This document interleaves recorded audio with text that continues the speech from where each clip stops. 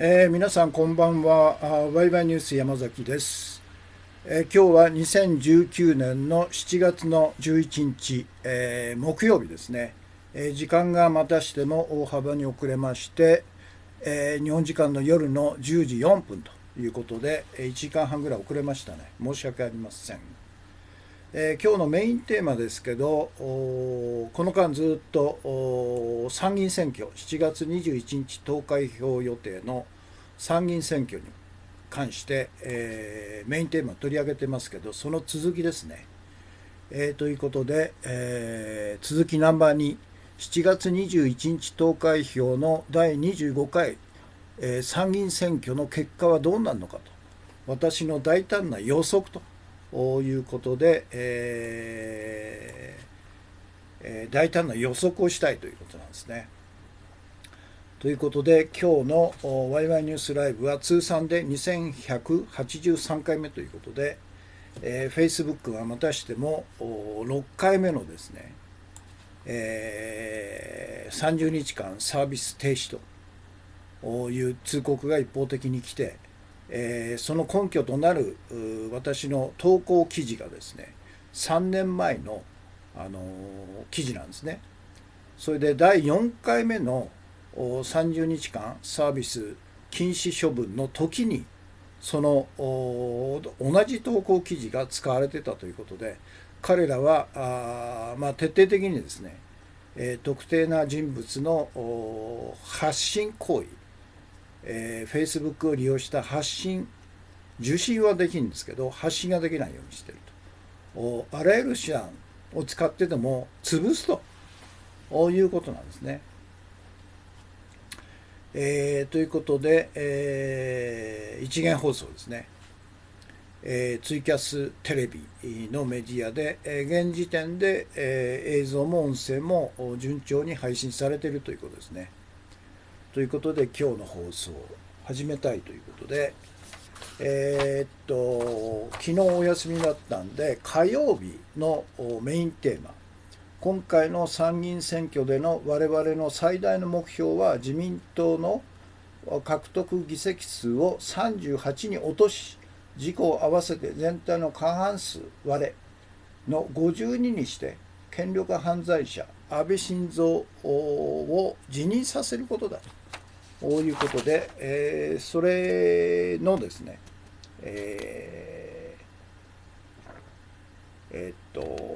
Facebook じゃない YouTube 向けのこれ表紙ですね、ということで安倍晋三の顔が大きく取り上げてて、こいつを辞めさせることだと、辞任させることだ。2007年の8月に7月の参議院選挙で大敗した直後、彼は続投するという宣言したんですけど、その後8月に、辞任したんですね。同じようなことが起こると私は確信してますね、今回。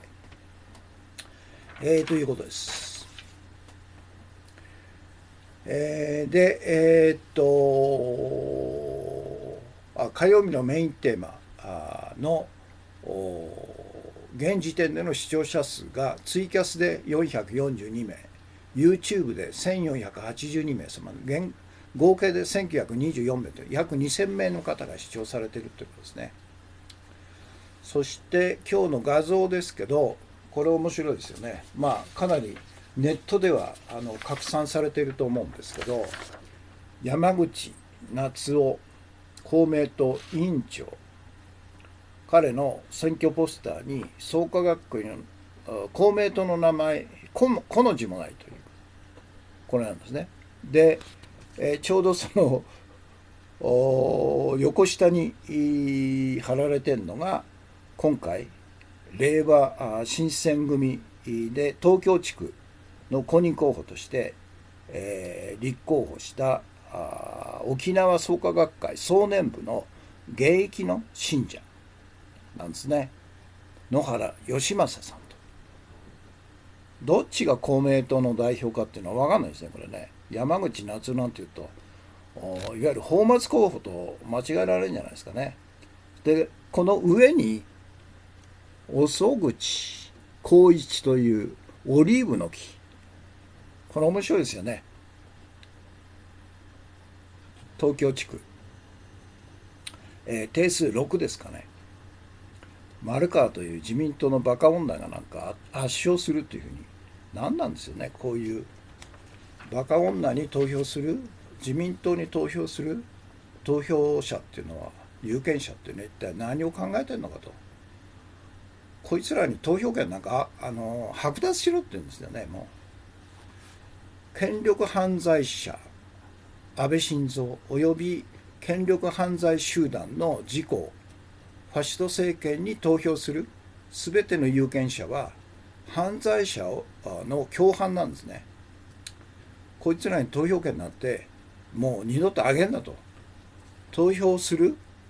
権利も見識も何もないんじゃないかと、こういうことだと思いますね、私のプライベートな意見では。ということです。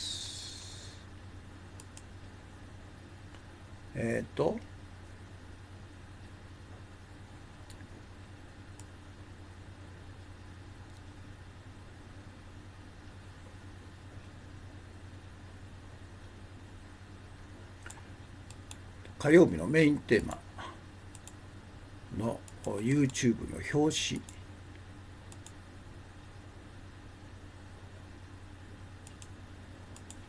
時効合わせてガラス割れにしろと。で、安倍を強制辞任させろというテーマですね。で、この放送に対して現時点での視聴者数は約2000名の方が視聴されている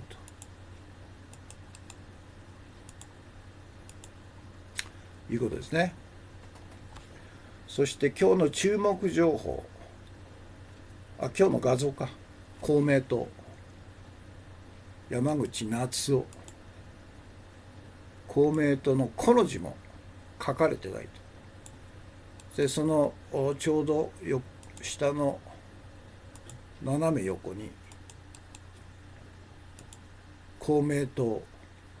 創価学会ですね。創価学会の沖縄創価学会総年部の現役信者である宮原さん、この方のポスターが貼られてて、これちょうど位置的に比較できるんでいいですよね。これどっちが公明党の代表ですかと。山口夏夫、ステルスですね。ステルス作戦ですね。要するに犯罪集団っていうのは自分で悪いことやってるから隠すんですね。証拠を消すということですね。そして今日の注目情報として、長州新聞のベネズエラ問題の真相元共同通信記者井高弘明というさんの講演会のかなり詳しい長い文章なんですね、記事なんですね。これ到底ちょっと全文は載っけられないんで、一応 URL だけで、ぜひお読みください。そもそもベネズエラとはどういう国なのかという歴史的な背景から始まって、そしてチャベスの戦い、そして今ベネズエラがアメリカに、いわゆるハイパーインフレ、あるいは反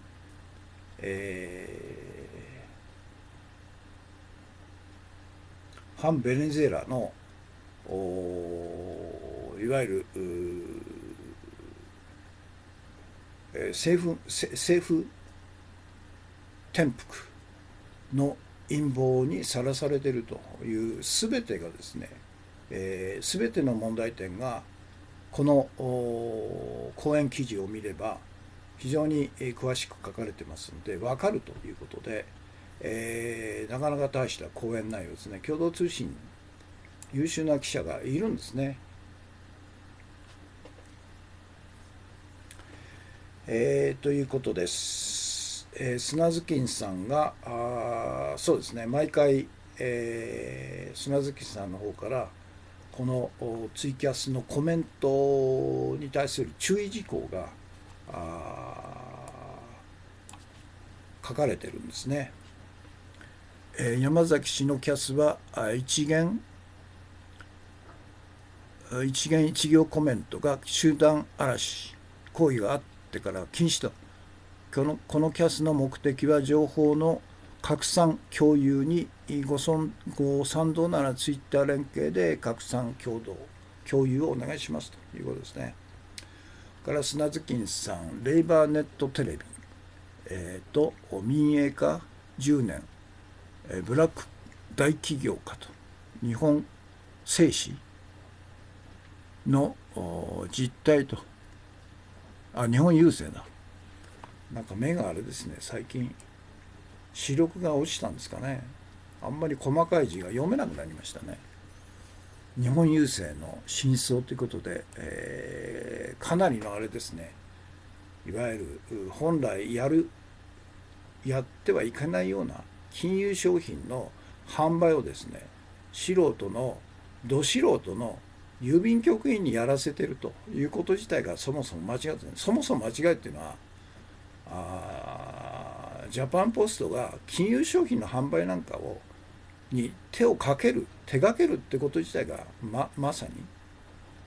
間違ってるんですよね。それで内容が知らない、郵便配達の人たちが急遽金融商品の販売に駆り出されて9万人ぐらいの人たちが不利益を被っていると。信頼してた郵便局員に、アルバイトで貯めたお金を、預けてたら結局それが全部パーになっちゃったという人の証言なんかありますよね。から土山純一さんですね、お茶爆店とコンティニューコインが2枚ですね。ありがとうございます。砂ずきんさん、今日のメインテーマリツイートしてくれました。吉行さん、キャス君ですね、K さん、コンティニューコインから彩色ヒーローさん、具合の悪い人物は隠すわけですかと。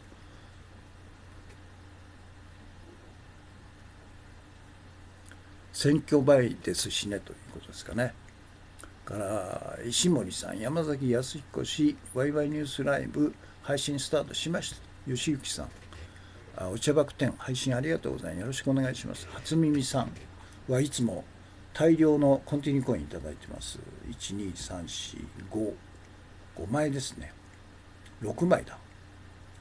ありがとうございます。から石森さん、今日のメインテーマリツイートしてくれました。初耳さん、コンティニューコインから石森さん、コンティニューコイン配信ありがとうございます。ミルキーさん、コンティニューコインこんばんはと。そうですね。それでミルキーさんからこの前の放送の後ですか、いただきましたね、コメントを。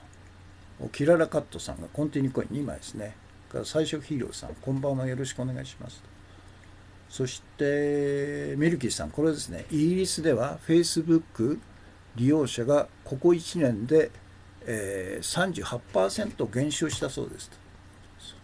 いいですね。日本でも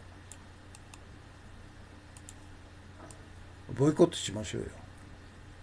便利だから使っちゃうんですけどね。私なんかもう限界ですよね。Facebook 使わないという宣言をしますよ。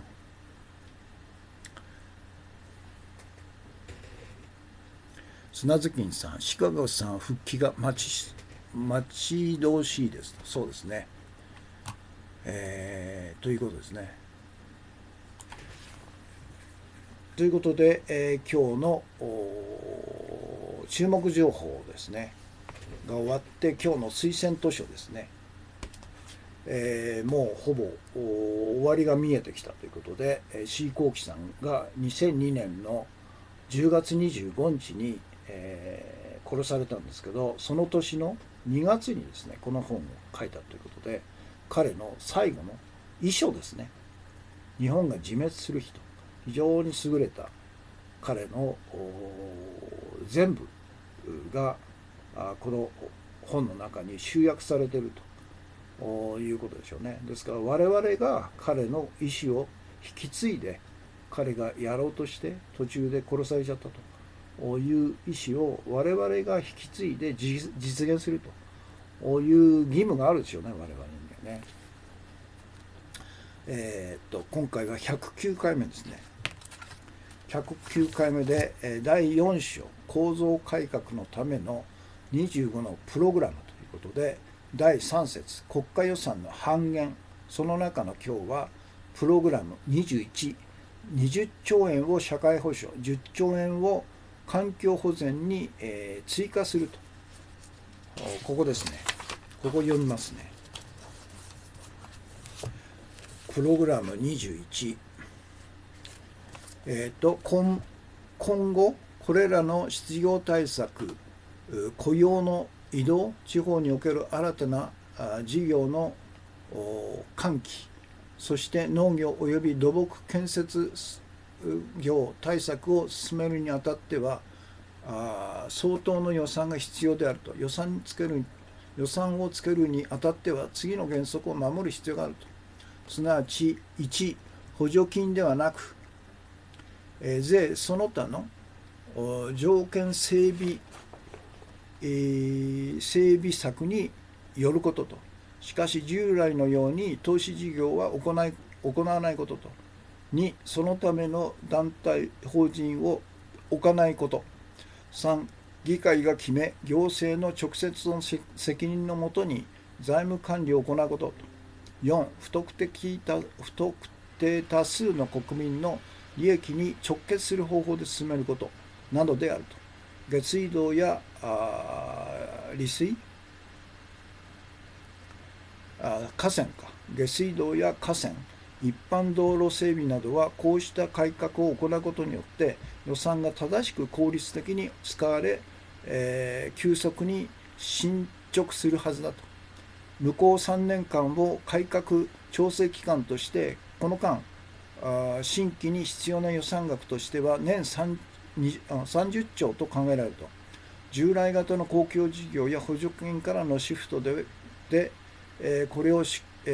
行するべきであると。30兆の中身は失業対策や雇用移動を含む広い意味での社会保障費が20兆円と。地方の民間による自然保護や福祉教育生活環境整備や自然食生産などの自立した事業展開を奨励する自治体のための予算が10兆円であると。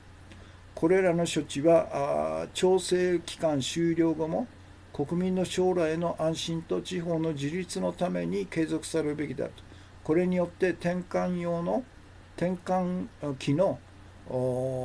混乱を最小限に止め、同時に構造改革によって生まれる新たな市場経済の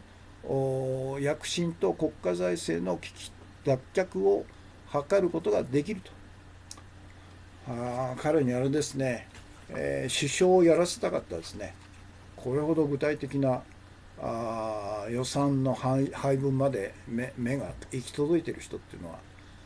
他にいないでしょうね。そういう意味で、敵はちゃんと見てんですね。こいつを生かしてると大変なことになるということで、テロったんですよね。ということです。これがプログラム21で、明日金曜日読むところはプログラム22、大規模減税を実施すると。これで第3節が終わるんですね。で第4章の第4節、品格ある公務の復活と。プログラムの23、公務員分限法を制定する。それからプログラム24、行政、監査を徹底し会計検査院を強化すると。これ長いんですね。そして最後プログラム25、天下り禁止法を急いで定めると。必要でしょうね。政治家の世襲禁止法、官僚の天下り禁止法、そして、この本の最後、終わりにと、ベルリンの壁の向こう側からという、これが最後のあれですね。これ2回にわたって読んで終わりと。この本を全部読破したということですね。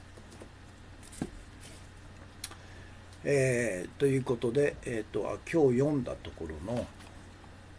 タイトルだけでもアップしますね。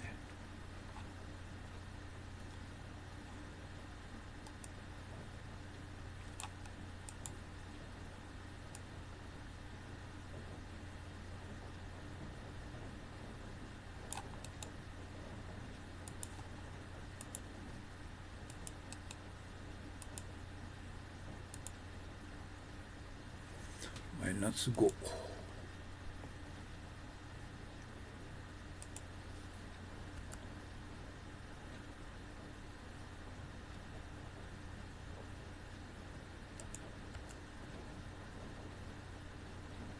マイナス3。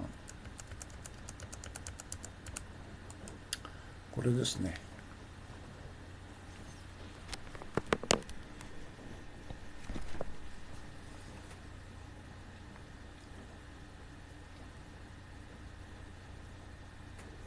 砂頭金さん、朗読も終わりが近いが、選挙の結果では本当に日本が終わると、シャレにならないという今日のメインテーマとつながってますけどね。私は大胆な予測をしてますん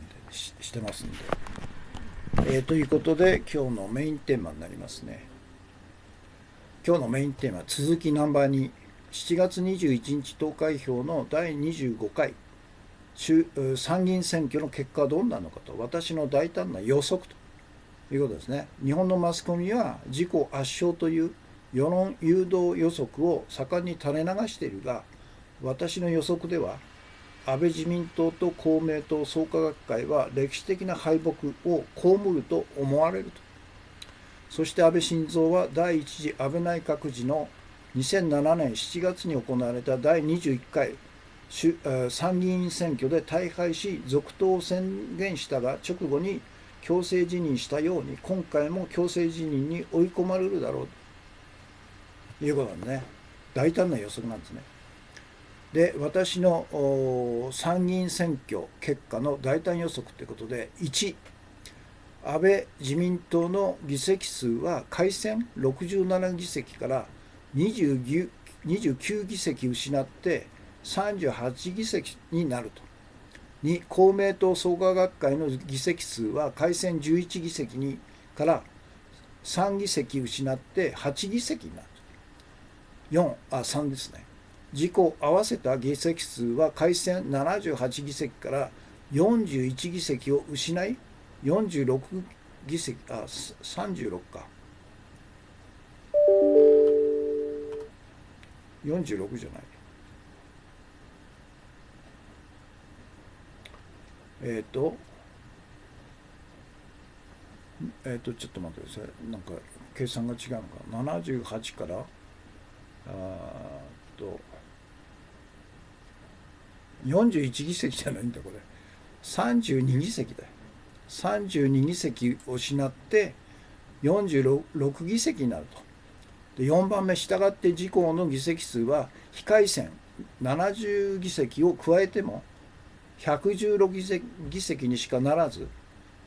参議院定数242の過半数121に遠く及ばなくなる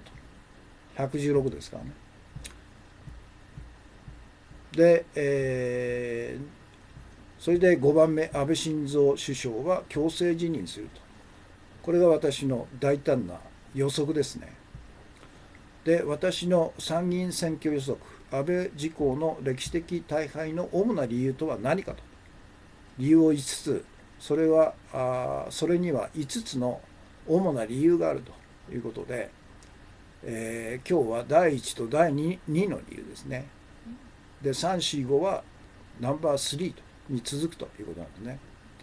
で、第1の理由、は日本の参議院選挙は衆議院選挙と比べて選挙民の民意が直接選挙結果に反映されるまともな選挙だからであると。なぜならば参議院選挙は3年ごとに任期6年の参議院議員の半数を選ぶという選挙時期が固定化され、3年ごと大体7月なんですね。普通の選挙だからと。一方、日本の衆議院選挙は内閣総理大臣が政権与党に有利な時期、例えば野党が分裂している時や野党に選挙資金がない時などを勝手に選んで衆議院を解散して総選挙を行う憲法違反の異常な選挙であると。ですから日本の衆議院選挙は選挙民の民意が常に政権与党に有利なように誘導されて自民党が勝つように仕組まれてんだということですね。で、戦後の日本で70年以上にわたって米国傀儡政党自民党が日本の政治、行政、司法、金融、経済、社会全体を独占支配できたのはなぜなのかと。それは日本だけで行われている憲法違反の内閣総理大臣による衆議院解散と総選挙実施によって選挙結果が常に自民党が勝利するようになっているからだと。で、第2の理由ですね。ですから参議院選挙がより直接民意を反映する仕組み、まともな選挙だからですよ。衆議院はまともじゃないですから、常に自民党が勝つように仕組まれていると。このことを誰も言わないんですよね。それで第2の理由は、自公が参議院で大敗し安倍晋三が強制辞任を強いられた2007年7月の第21回参議院選挙の時と比べて安倍晋三自公政権が行ってきたこの7年間の悪政の数、規模、悪質さが2007年当時と比較して比較できないほど悪辣であるということですね。で、我慢強いと。から権力や権威に騙されやすい、弱いと。日本国民もさすがにですね、安倍晋三自公政権がこの7年間に犯してきた憲法破壊と国家権力犯罪と機民犯罪に対してその我慢の限界がとうに達していると、こういうことなんですね。で、2007年7月、第1次安倍内閣の2007年7月に会期満了で実施された第21回、参議院選挙で、安倍自民党は64議席から27議席減らしたんですね。で、37になったと。で、今回私はそれよりもっと議席を減らすと、38減らすと言ってるんですね。67からじゃないや、67が29か、29議席減らして38にするということですね。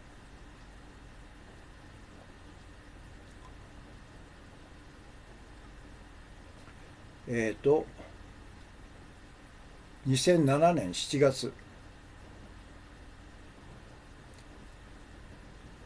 は27議席減らして37なんですね。で、今回は29議席減らして38になるということですね。なぜならば2007年7月の時の状況と比べて、とんでもないほどですね、悪辣な自公ファシスト政権による憲法破壊、国家権力犯罪、そして機民犯罪が繰り返されてきたということなんですね。そして、それに全面的に協力してきた公明党創価学会はその当時12議席から3議席減らしたと、9議席になったんですね。で、今回私の予測では公明党は改選11から3議席で8議席になると、あるいはそれ以上失うかもしれないですね。なぜなら宮原さんという生粋のいわゆる創価学会のいわゆる本流をずっと読んできた人が創価学会を名乗ってですね、山口夏夫ステルス公明党委員長に真っ向から東京選挙区で、戦いに挑んできたと。こんなことありえなかったんですね、今まで。その結果、自公合わせた議席数は改選78議席から41議席失ってこれが違うんだ。32議席失って46議席になると。で、したがって自公の議席数は非改選70議席を加えても116議席にしかならず、参議院定数242の過半数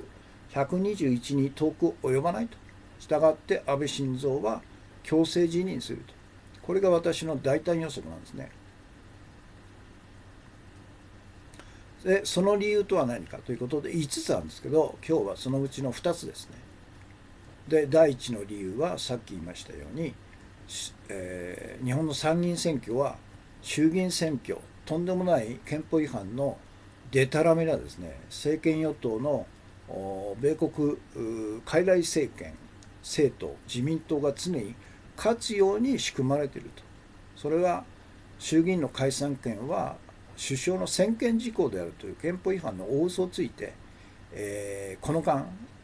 70年近く毎回ですね、自分たちに有利な時期を狙って大義名分をでっち上げて、衆議院を解散して総選挙を強行してきたということなんですね。ですからそれに比べて参議院選挙っていうのは国民の有権者の民意が比較的直接反映されるまともな選挙であるということですね。そして第2の理由っていうのが2007年の自公が大敗した時と比べてこの7年間安倍晋三自公ファシスト政権が繰り返し行ってきた悪行ですね。この数の多さ、この規模の広さ、そして悪辣さの深刻さ、これが比較できないほどとんでもない状況になっていると。で、さすがの日本国民も我慢強いと、あるいは権威とか権力に弱いと、騙されやすいという日本国民の我慢の限界がもうとっくに来ていると。そのことを安倍は分かんないですね。もう裸の王様ですからね。ということで、添付する画像がこれですね。これ昨日も添付しましたけど、2007年から定期的に3年ごとに行われている参議院選挙の自民党と公明党の議席数なんですけど、注目すべきは2007年ですね。これなんですよ。安倍の第一次安倍内閣1年間続いたんですけど、その最後のとどめを刺したのがこの選挙なんですね。自民党が37、公明党が9と46議席ということなんですね。そして、次の2010年の参議院選挙、これは民主党政権の菅直人総理大臣の時なんですね。で、民主党が負けたんですね。なぜかと。これは菅直人が突然ですね、民主党の政権公約に一切ない5% の消費税を 10% に上げるということを突然言い出したんですね。当然ながら負けますよね。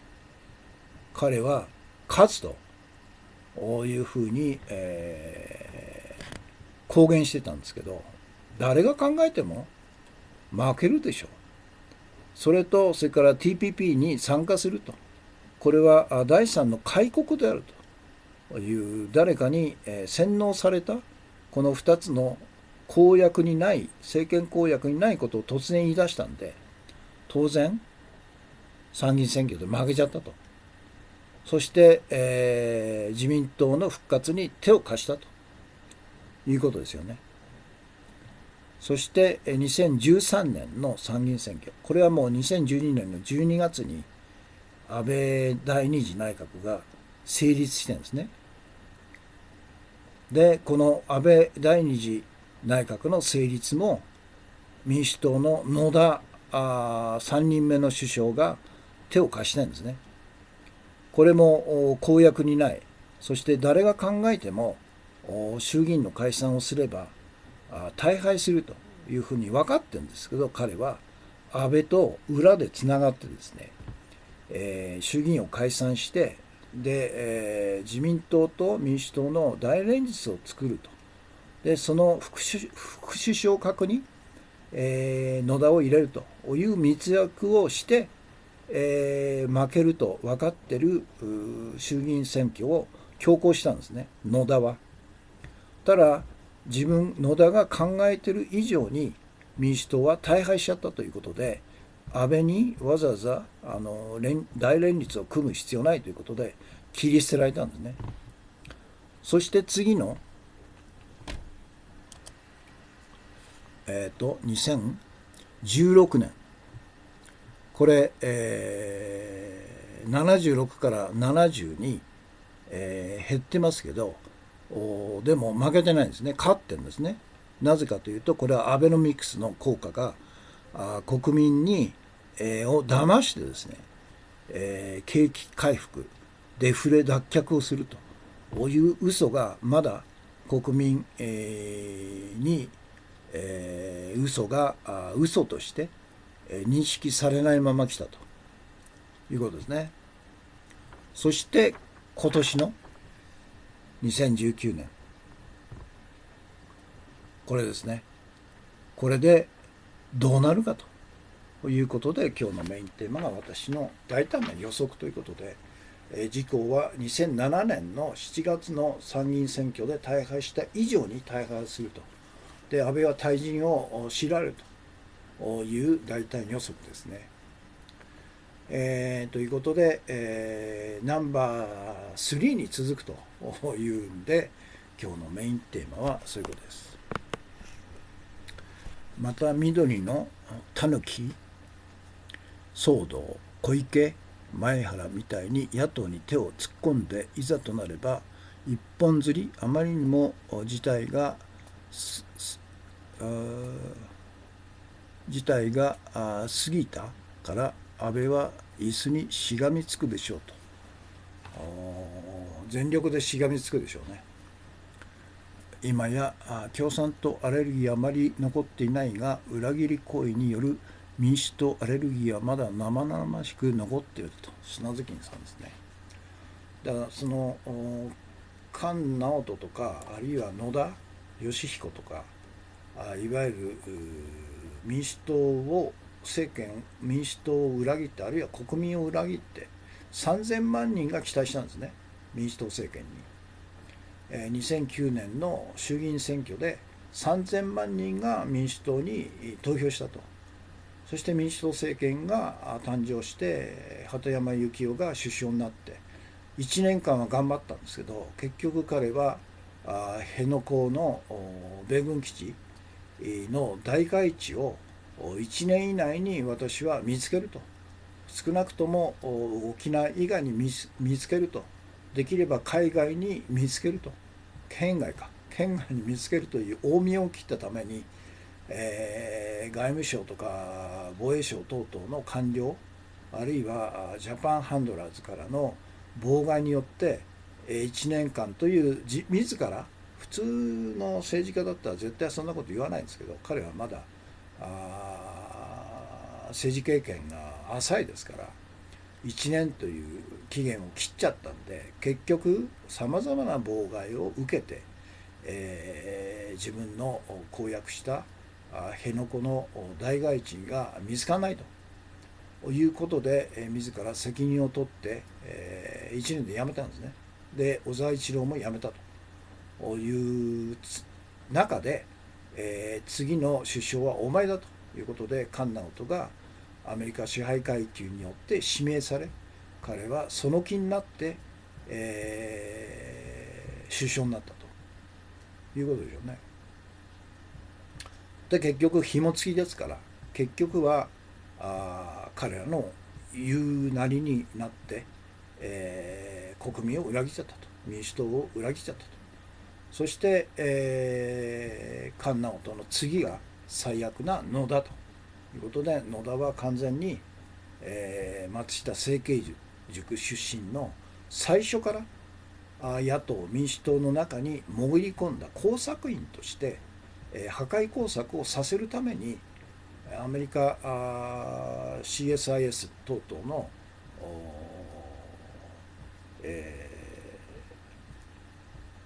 ジャパンハンドラーズたちが育てた人間なんですね。前原にしても野田にしても。そういう人間がまだ野党の国会議員として存在して、誰もそのことを批判しないってみたらどうなってるんでしょうね。というのが今日のメインテーマです。ということで、ちょっとポイントだけでもアップしますね。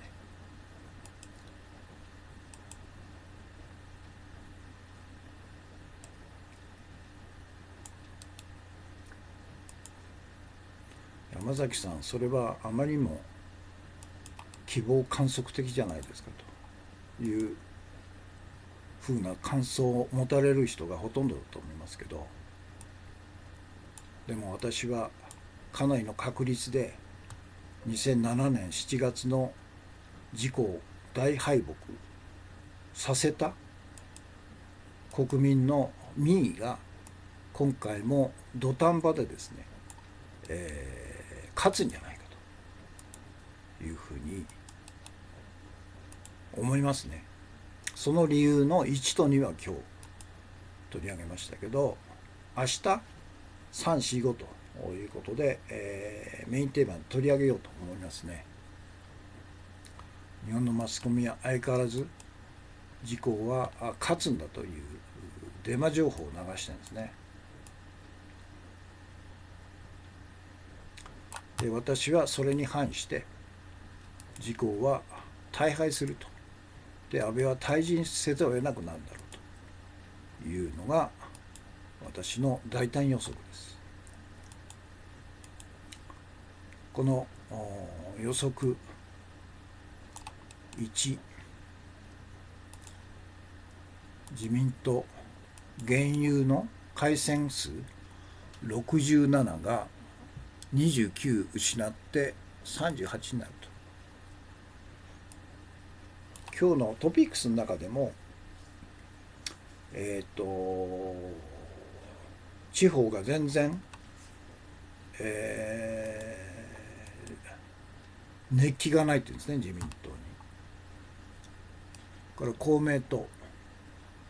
は11議席から3議席失って8になるだろうと。それ以上になるかもしれないですね、失う議席は。宮原さんの登場で当選圏内に入ったという情報もあるんですね、宮原さん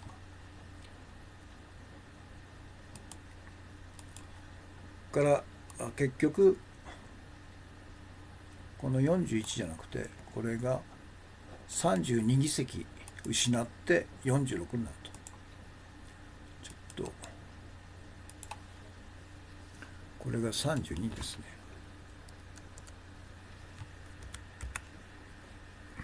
46になると自己を合わせてししたがって、非改選70を足しても116席にしかならないと。過半数の121に遠く及ばないということですね。おそらくこの段階で維新なんかを入れて、過半数に無理やり届かせる。維新もおそらく1かに減らすんじゃないですかね。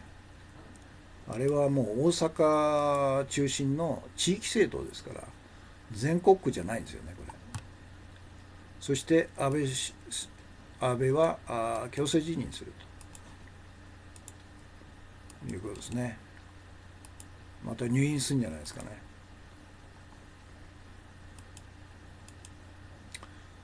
でその根拠とは何かと、5つの理由があるということで、そのうちの第一、これは日本独特なんですね。選挙っていうのは日本でも衆議院以外全ての選挙、参議院、そして、地方議会、県議会、都議会、あるいは市町村議会、全て衆議院以外は任期満了で次の選挙行われるんですね。なぜか衆議院だけが、衆議院の解散は首相の専権事項であるという全くの大嘘、憲法違反の大嘘をついた自民党がずっと戦後70年にわたって衆議院を勝手に解散してきたと。なんでこんなことが、異常なことが公然と行われるのかと。誰も批判しないと。誰も改善しようとしない。やめさせないと。何なんですかね。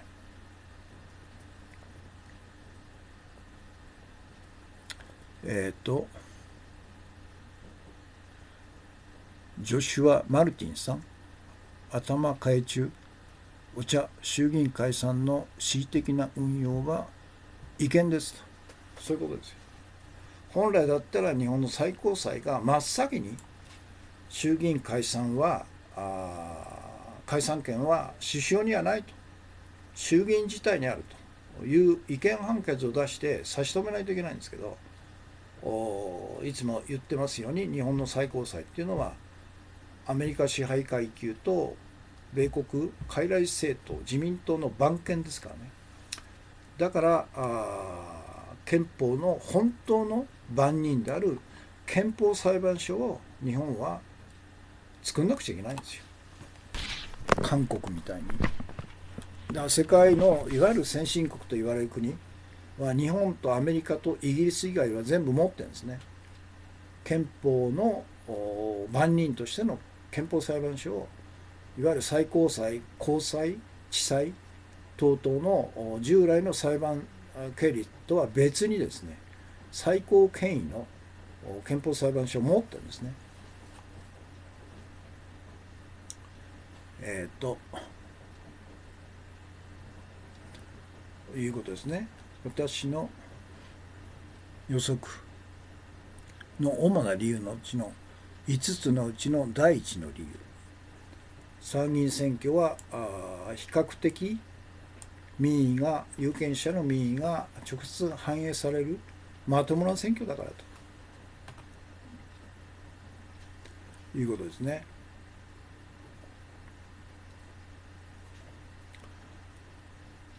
なぜならば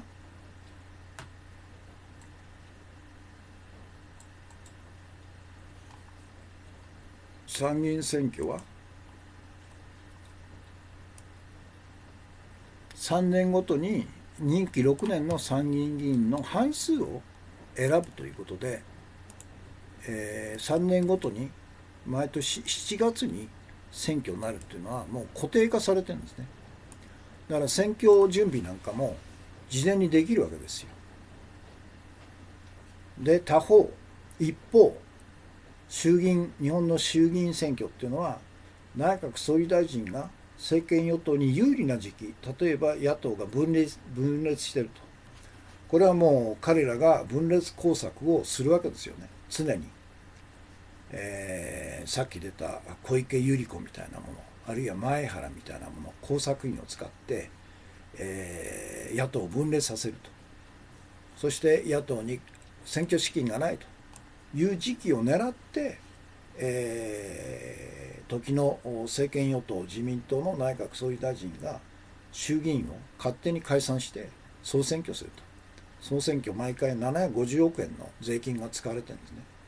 そうすればバカでも勝てますよね。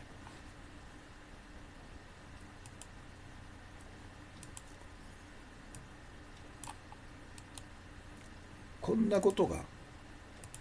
公然と行われているということなんですね。ですから日本の衆議院選挙っていうのは有権者の民意なんか全然反映されないと。自民党、公明党が仕掛けたいわゆる大義名分に踊らされて、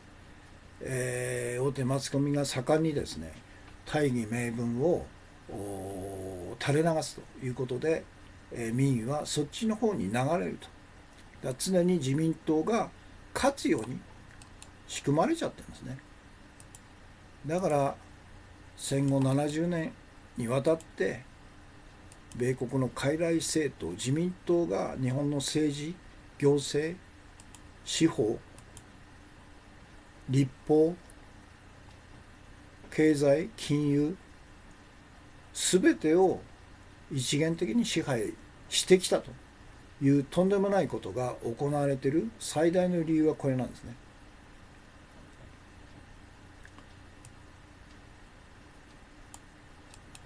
なぜ自民党がこんな先進国ないんですよね。しかも傀儡政、米国の傀儡政党、米国 CIA が資金を出して1955年に自由党とから民主党を保守合同させて作ったんですね。それのトップに永久戦犯で CIA になるということで命乞いをして、処刑されなかった岸信介、永久戦犯容疑者、安倍晋三の祖父ですね、じじいですね、これを幹事長に初代幹事長にして、そして3年後には内閣総理大臣にさせると。もう完全にアメリカの意向なんですね。で1960年に現在まで続く米国による日本の植民地支配の法的根拠である日米安保条約を国民の大反対を機動隊とそれから全国動員のヤクザの暴力で封殺して神場美智子さんを殺してですね、で強行成立させたということなのね。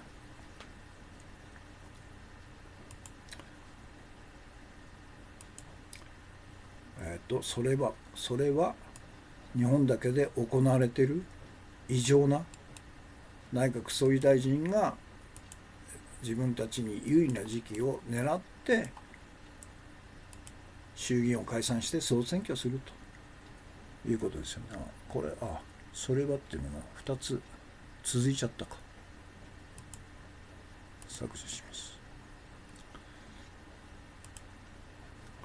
で第2の理由、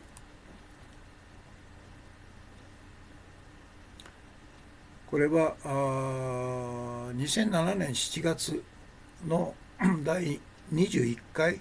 参議院選挙で自公が大敗したという時と比べて現在の状況っていうのは比べることできないほど悪化してるんですね。なぜかと、この7年間安倍晋三自公政権が行ってきた悪政ですね、悪政の数、規模から悪辣さが比較できないほど悪辣になっているということですよね。でさすがの、我慢強い日本人、あるいは権力や権威に弱い日本人の日本の国民もさすがにこの7年間の安倍自公政権が犯してきた憲法違反、憲法破壊から国家権力犯罪で機民犯罪に対してその限界がもうとうに、限界を超えちゃったとこういうことなんですね。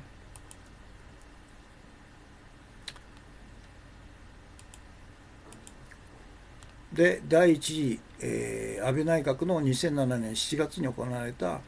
第21回の参議院選挙で安倍、自民党は64から27議席も減らしたんですよ。37になっちゃったと。この時も年金問題なんですね。今回もその年金が2007年7月の段階の年金問題っていうのは2000万とか3000万人の年金受給者の記録がちゃんと集計されてないと、記録されてないということが暴露されたんですね。で今はですね、そんな記録されたされないの問題じゃなくて、年金自体がもう底をついているということで、2000万人あるいは2000万円あるいは3000万円の資金が必要なんで、国民一人一人は自分たちで、調達しなさいよということが公然と語られてたということなんで、比較にならないほど年金問題っていうのは深刻だっていうことなんですね。今のままでこの与党の選挙の争点は増税、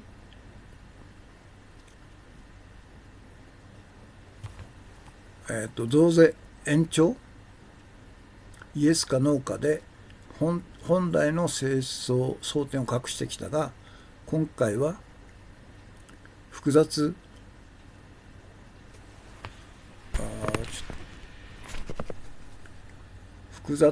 正常ここで与党にいる人がいるのかと、なのに与党有利とマスコミとそういうことですね。だから争点が完全に隠されてきたんですね、マスコミによって。いわゆる消費税を増税するのかしないのか、延期するのか延期しないのかという争点外しですね。あるいは年金の問題も深刻ですけど、最大の争点というのは要するに自公ファシスト政権にとどめを刺すか刺さないかなんですね。このことは決して大手マスコミは語らないということでしょうね。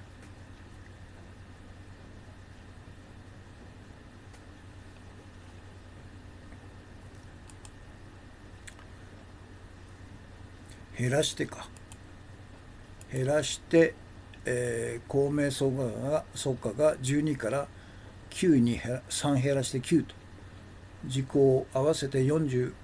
議席46議席で過半数割れして大敗したと。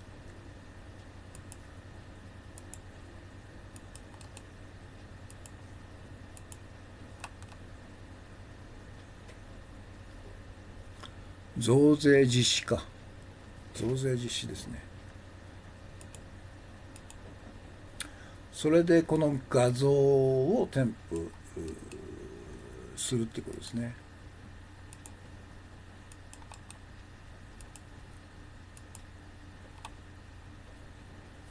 のこのこさん、コンティニゴですね。この画像が添付されるというのが今日のメインテーマでした。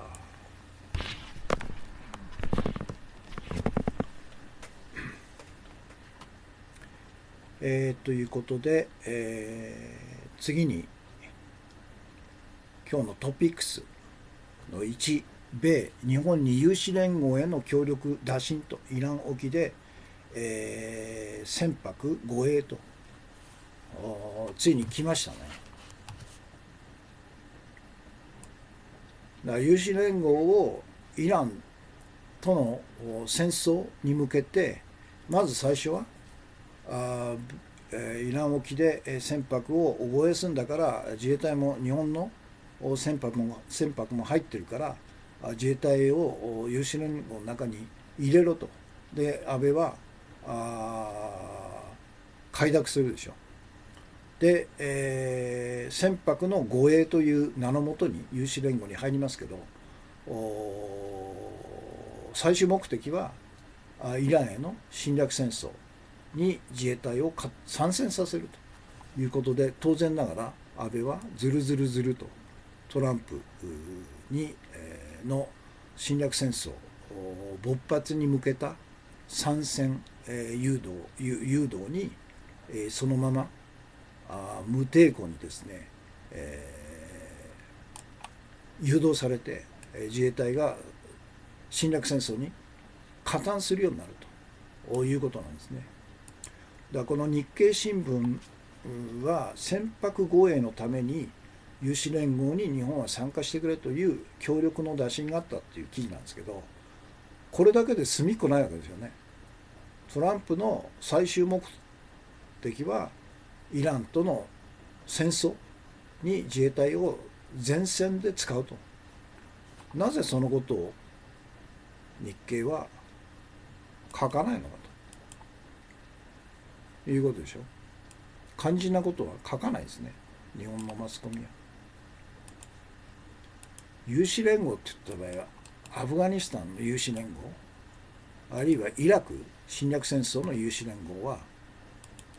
戦争の目的ですからね。有志連合っていうのは船舶の護衛のために有志連合を作るっていうの、別に有志連合と呼ぶ必要ないわけですよね、船舶の護衛だけだったら。有志連合というのはアフガニスタンにしても、あるいはイラク侵略戦争にしても、あるいはシリア等々全て有志連合っていうのは戦争の主体部隊なんですね、主要部隊なんです。だから自衛隊を有志連合に入れるってことは、自衛隊が侵略戦争、アメリカが開始する侵略戦争の最前線に参戦するってことなんですね。そのことを書けよって言うんですよね。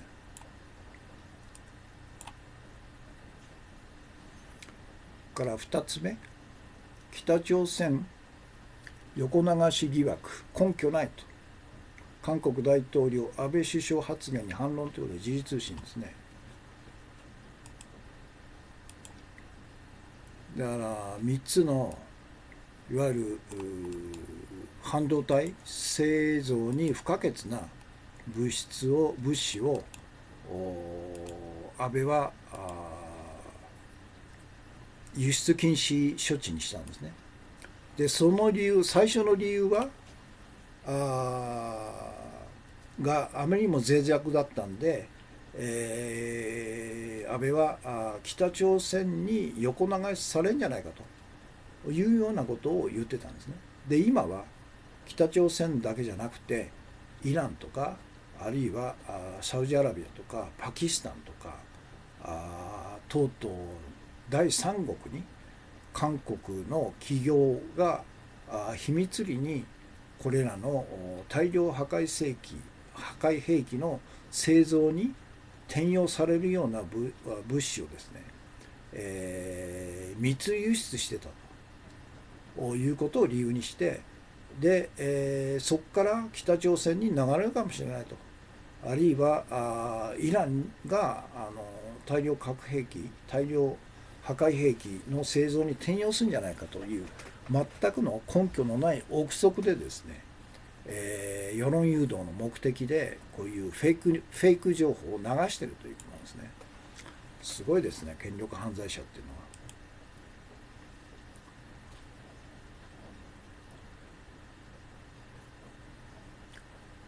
から次に、3番目 GPIF 運用益が悲観ケース下回ると年金支給はボロボロ濃厚という日刊現代。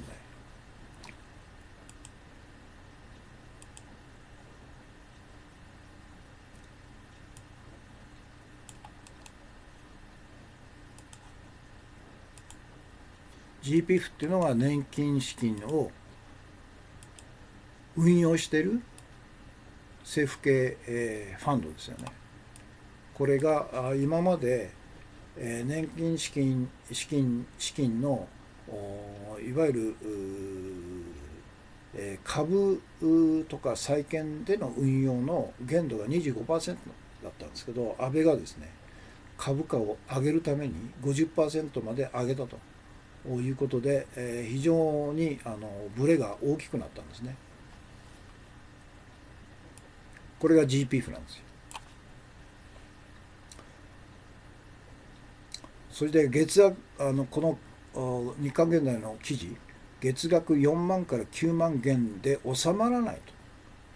ということですね。で現在現役世代の収入に対する年金受給額、夫婦2人世帯の所得代替率は 62.7% で月21万8000円だと。運用利回り 2.4% などの悲観ケースでは2036年に、現行費4万円も減って18万、代替率 50%、2055年には9万減って12万5000円、35% になる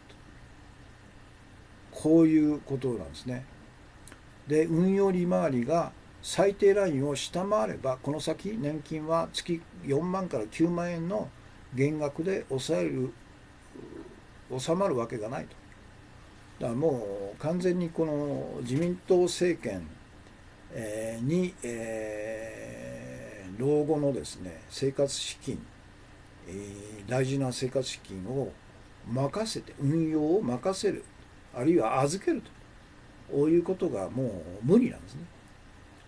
ですから、我々が言ってるベーシックインカム、その信用創造特権、5つの信用創造特権を彼らが独占している信用創造特権を剥奪して、使わせないと。それによってベーシックインカム月20万円は保証できるよと、こういうことなんですよね。ということです。これ日刊現代、なかなかいい記事ですよね。これ要するに隠してるんですね、今の安倍は。れいわ新選組学会員候補が当落線上に公明党が戦々恐々ということは日刊現代ですね。当落線上に浮上したということですから、すごいですね。何十万人じゃないですか。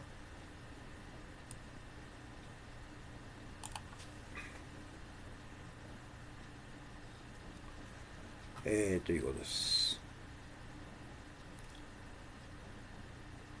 地方組織ガタガタと、これだ。参議院選挙、安倍一強慢心で12選挙区に内紛ということは、これは日刊現代ですね。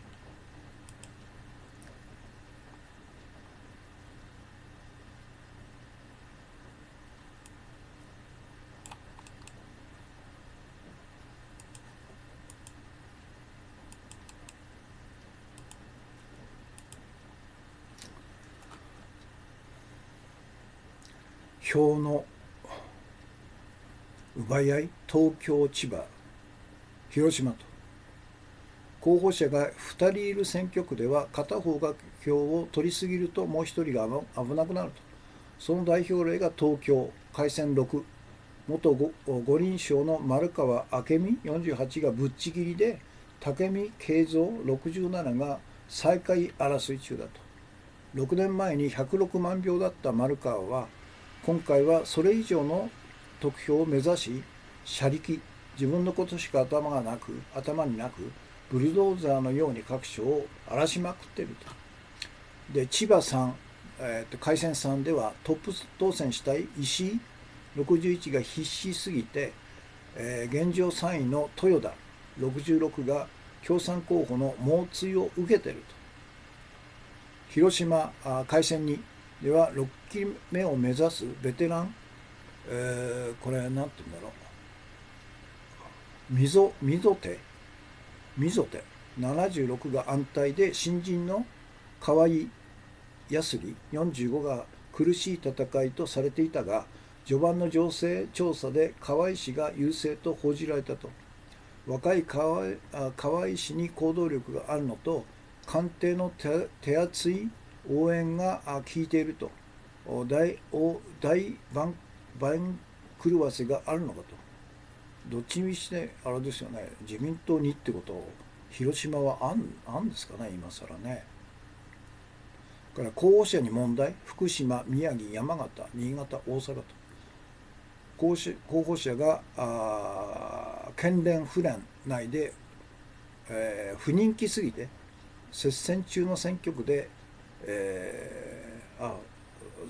苦戦中の選挙区福島は元少子化担当省の森雅子の評判がひどすぎて地方議員の動きが鈍いと。大阪の太田房江68も同様と。改選4に自民党候補は1人だけで楽勝のはずが、府連は別の候補擁立を党本部に要請したほどと。太田に嫌気がさしていると。山形は女のバトルと。現職の大沼40が同じ山形選出の衆議院議員加藤鮎子と犬猿の中と。それが選挙にも影を落としていると。これでも自民党2人だもんね。で、宮城の愛知次郎50は祖父が元外相と、父が元防衛長官という世襲で、上から目線で鼻持ちならないということで、新潟の塚田一郎は忖度発言で評判を落とし、言わずもんかなと。県連が分裂しているのが長崎と福岡ということですね。で、最後の記事の最後、政治ジャーナリスト鈴木哲夫氏が言うと、一挙が長く続くと有権者が見えなくなり、党内力学で動くようになると。県連で揉めるのは自民党のお家芸とはいえ、緊張感がなくなっていますということで、自民党の自滅もありえんだということですね。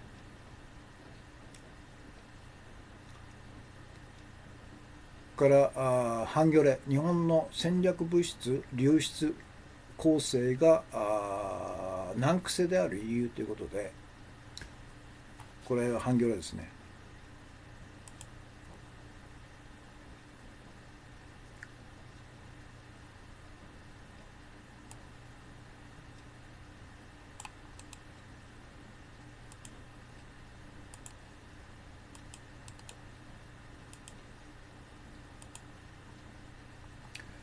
これですね、砂月さん、コンティニューコイン2枚ですね。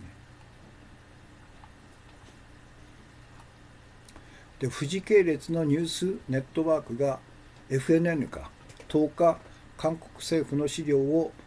単独入手したとして、韓国から戦略物質の密輸出が4年間で156件摘発されたと報道したと。で、フジテレビ4年間に156回密輸摘発。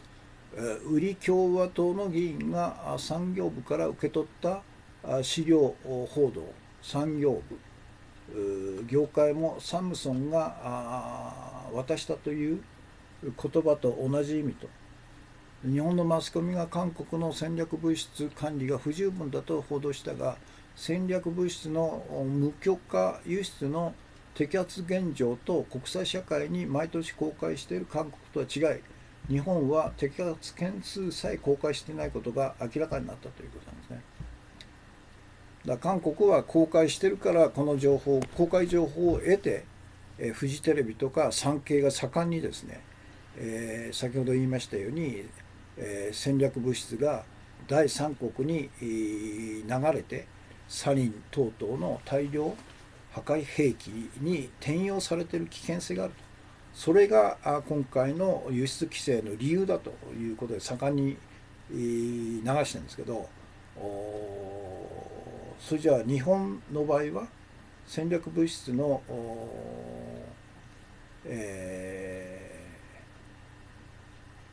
いわゆる第三国への密輸出に関して韓国のように公開してないじゃないかということを言ってるんですね。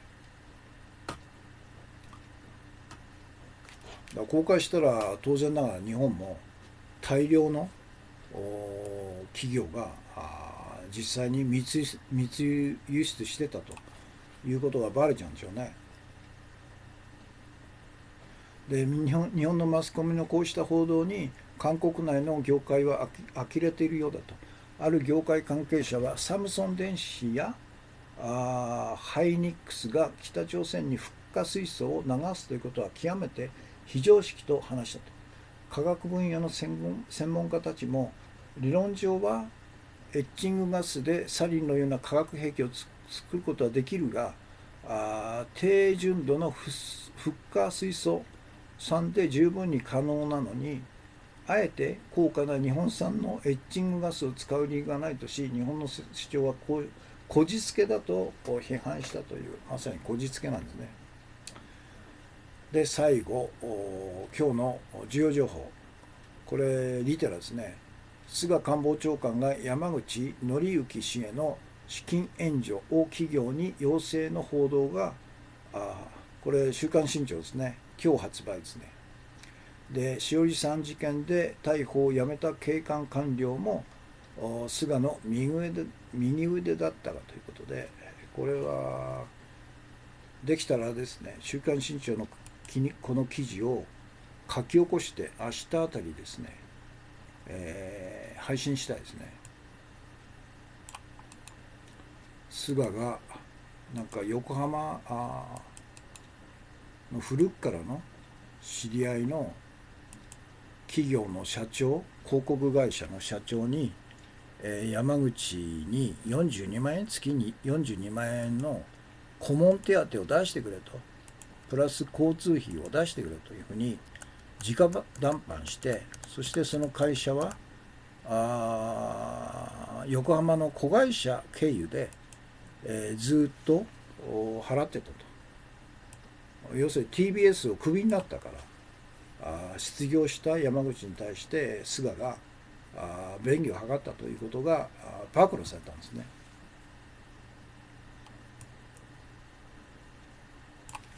だから菅が動いたっていうことでしょ。そして伊藤詩織さんを準強姦で、強姦したという TBS の元ワシントン支局長山口、紀之がですね、逮捕状ができて高輪署の署員が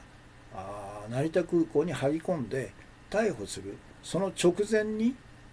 菅官房長官の秘書官だった警視庁のその当時の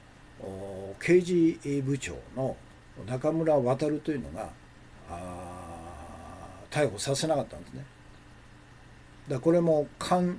人脈なんですよ。そしてこの山口紀之っていうのが安倍、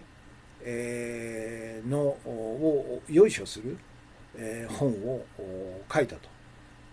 言って、そして安倍が例の2007年の8月に強制辞任させられたと。で、失意のどん底にあった中で山口から電話があって、自民党内の総裁選に出た方がいいですよというふうに背中を押してくれたと。今ある私は山口さんのおかげですということがですね、山口の本の中に自慢げに書いてあるんですね。というのが今日の内容です。ということで、時間が何分 ?79 分27秒。閲覧視聴されている方が同時期で57名様、全体で163名様、コメントが51件ということですね。ということで、たくさんのコメントとたくさんのコンティニューコインとたくさんのギフトいただいてありがとうございました。今日木曜日の放送はこれで終わりですね。現在日本時間で、夜の11時23分ということで、すごい遅れましたね。遅くなりましたね。申し訳ありません。砂月さん、北朝鮮ミサイルは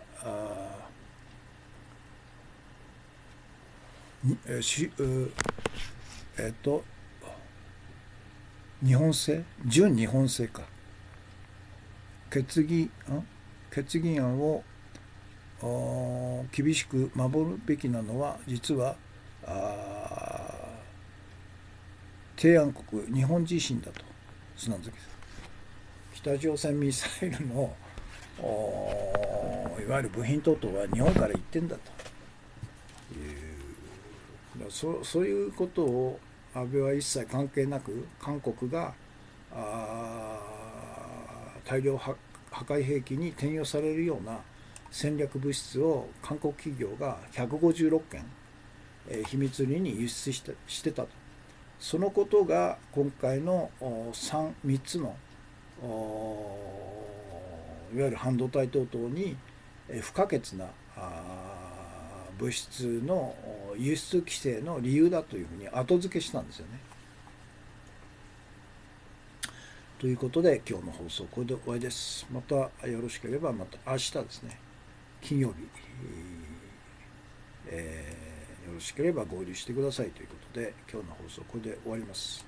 お疲れ様でした。